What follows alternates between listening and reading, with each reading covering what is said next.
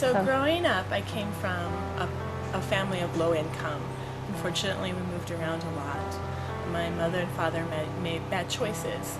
And with that, we lived in a lot of the shelters in the Denver area, the Samaritan House being one of them,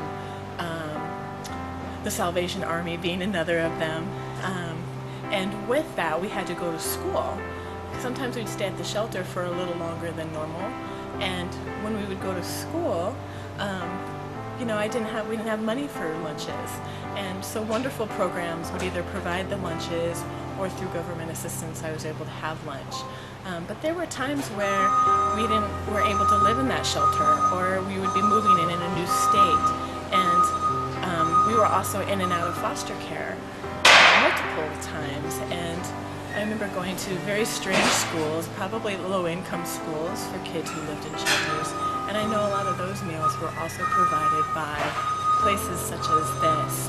And I think it's amazing because we don't think about those of us who don't live or come from that situation about on the weekends.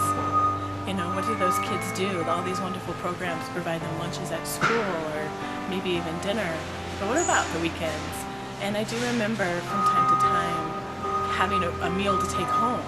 And I was young enough that I didn't understand it, where this food came from, but being on the other end of it now, I do know that I remember it. I remember having food, and I remember how exciting it was and what was in there. It wasn't just crackers or the really bad food sometimes at the shelters. And I think it's obviously wonderful to be here today to give back.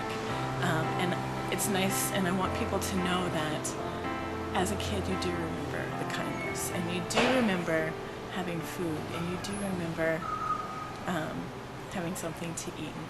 So